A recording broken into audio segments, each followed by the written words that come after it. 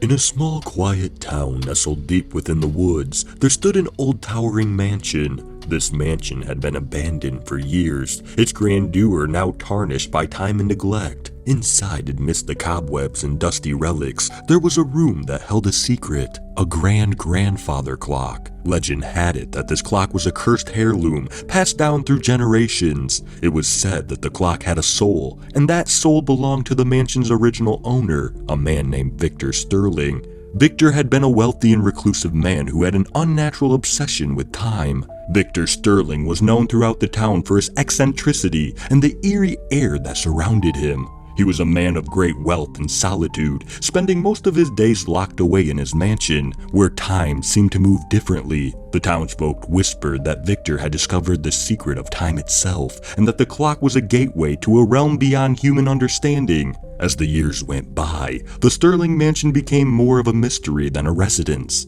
Local children would dare each other to approach the mansion's wrought iron gates, but none would venture inside. The mansion's history was filled with tales of strange occurrences, eerie lights in the windows, phantom footsteps in the hallways, and the haunting sound of a clock that never ceased to tick. One stormy night, as the thunder rattled the windows and rain lashed against the mansion's walls, a group of teenagers dared each other to spend the night in the mansion. They had heard the chilling tales of Victor Sterling and his cursed clock, and they were determined to prove their bravery. The clock stood in a room at the far end of the mansion, hidden behind layers of thick velvet curtains. The room was filled with the relics of the bygone era, dusty paintings, old-fashioned furniture, and forgotten memories. At its center, the grand-grandfather clock loomed like a sentinel from another time. As the clock struck midnight, its chimes echoed through the mansion. Suddenly, the room grew icy cold, and the clock's hands began to move backward. The teenagers watched in horror as the room transformed before their eyes. The air was thick with a chilling presence, and the shadows danced ominously on the walls. Victor Sterling himself materialized in front of them, a ghastly apparition. He appeared as a spectral figure, dressed in an old-fashioned suit, his eyes hollow and filled with hostility. His voice, a ghostly whisper, accused the intruders of trespassing on his property. The teenagers, their faces drained of color, backed away from the vengeful spirit. Fear gnawed at their hearts as they realized the gravity of their situation. Victor explained that he was bound to the clock, cursed to wander the mansion for eternity, seeking revenge on anyone who dared to disturb his restless slumber. In a desperate attempt to escape, the teenagers ran out of the room, but Victor's ghostly presence followed them relentlessly. He used the clock to manipulate time itself, causing the teenagers to relive their worst fears and regrets. Each tick of the clock brought them closer to their darkest nightmares.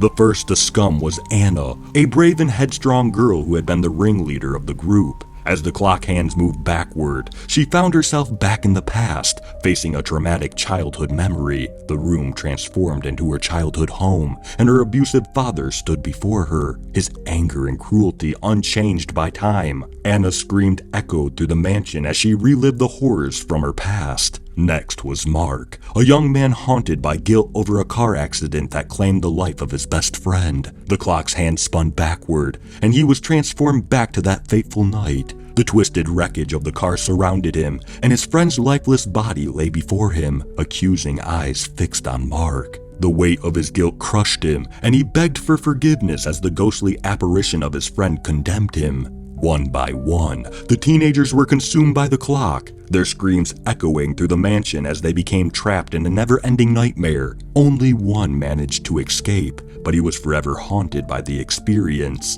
David, the last survivor, stumbled out of the mansion as the first light of dawn broke through the stormy skies. His clothes were disheveled, and his eyes held a haunted look. He had witnessed the horrors of the mansion and the cursed clock, and he knew that he would never be the same. For that night on, the mansion and the cursed clock were left undisturbed. They became a local legend, a place that everyone knew to avoid after dark. The mansion remained a dark and forbidding place, and the cursed clock continued to tick away. Its eerie chimes a constant reminder of the night Victor Sterling's obsession with time had turned into a never-ending nightmare. To this day, the mansion stands as a chilling warning to anyone who dares to tamper with the forces of time.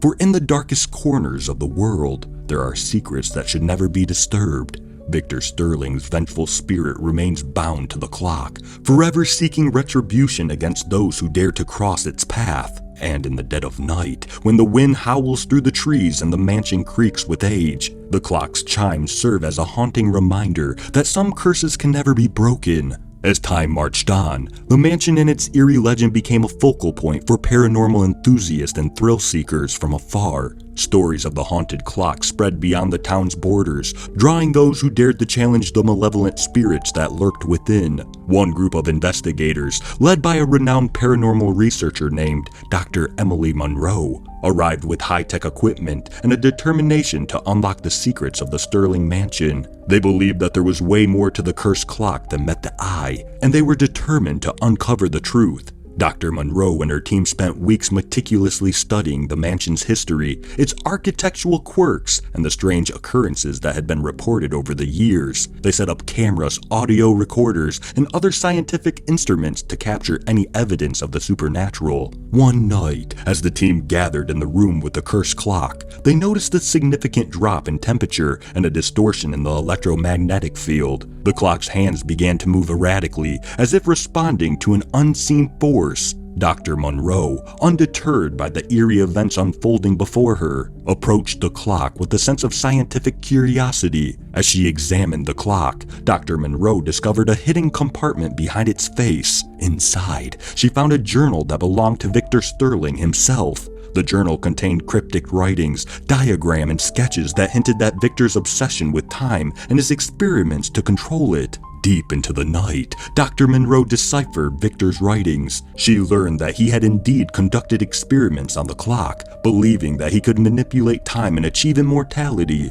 He had made a pact with forces beyond human comprehension, binding his own soul to the clock in exchange for power. With newfound knowledge, Dr. Monroe and her team realized that the key to breaking the curse lay within the clock itself. They devised a plan to free Victor Sterling's tormented soul and put an end to the mansion's haunting. As the clock struck midnight once more, the team initiated a complex ritual. Using information from Victor's journal, the room filled with otherworldly energy, and the clock's chimes grew louder and more dissonant. It seemed that the very fabric of time was unraveling. In a blinding flash of light, Victor Sterling's spectral form materialized once again. This time he was not consumed by anger or vengeance, but by a profound sadness. He realized the consequences of his action and the suffering he had caused. Dr. Monroe and her team, with empathy and determination, urged Victor to let go of his obsession with time and find peace. Slowly, the tortured spirit of Victor Sterling began to dissipate, and the mansion's malevolent aura lifted. The curse was broken. The mansion, no longer haunted, stood as a testament to the resilience of the human spirit and the power of understanding and redemption. Dr. Monroe's team left the Sterling Mansion, their mission accomplished, and the clock that had caused so much misery now stood as a silent sentinel, its hands ticking forward in the natural flow of time.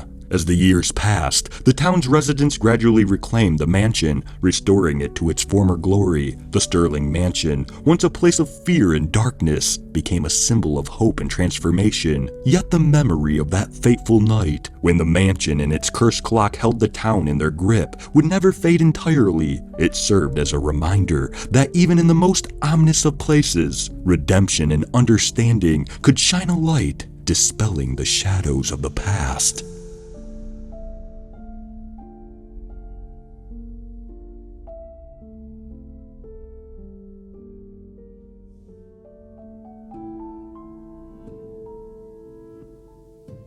Thank you for listening to The Timeless Curse of the Sterling Mansion. If you enjoyed this story, please leave a like. And if you enjoy hearing stories from me, please subscribe and become a resident of Hill Street and let me know how I'm doing in the comments. And I hope all of you have a fantastic night.